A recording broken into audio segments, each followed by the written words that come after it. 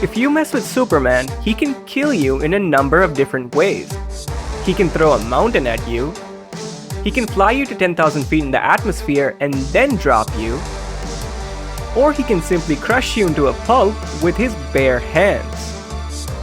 But is this why he's considered a god? Because he's all-powerful and invincible? Is this what makes Kal-El Superman? Not really. Remember the scene when the army handcuffs him and brings him into custody? What does Superman do? Nothing. And sometimes that's the most difficult thing to do. Resisting the temptation to do something impulsive. Giving in to the flow of emotions and succumbing to them. He could simply break the chains and fly away, but he doesn't do it. He's not Superman because he can break those cuffs.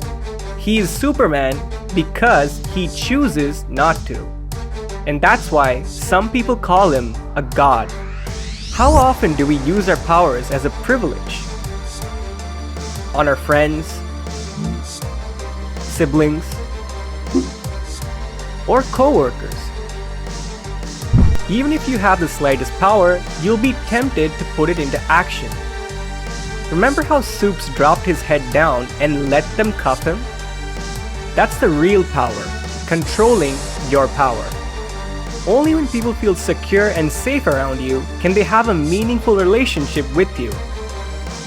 Soups realized it and he wanted them to feel safer. You let them handcuff you? Wouldn't be much of a surrender if I resisted. And if it makes them feel more secure, then all the better for it. That's why he succumbed to the cuffs like any normal person. Sometimes you have to take a leap of faith first. The trust part comes later. And at the root of that is the respect he has for humanity. Unless you respect everyone as a human being, no matter where they come from or what they are, you can never really bond with them. You see, that's the thing, right? Unless you bond with humans, where's the joy in living as a community? And that's what Soups stands for: humility and respect. He has powers, no doubt, but he doesn't use them to intimidate people and make himself feel superior. He respects people even though he knows they're no match for him.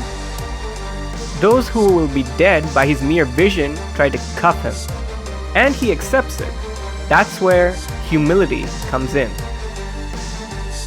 Have we ever tried to understand those who seem to be our enemy?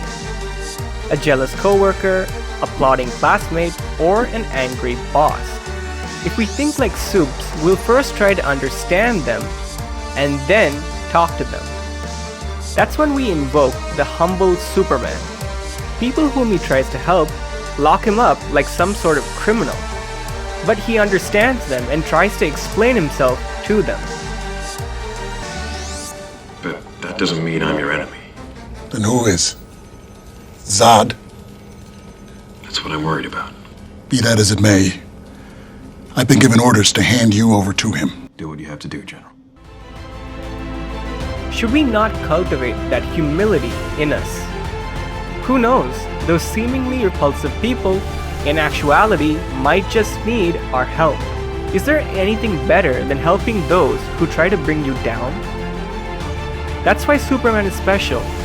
He tries to save the humanity that gave him away to Zod. But eventually, humility, patience, and respect won in the form of Superman.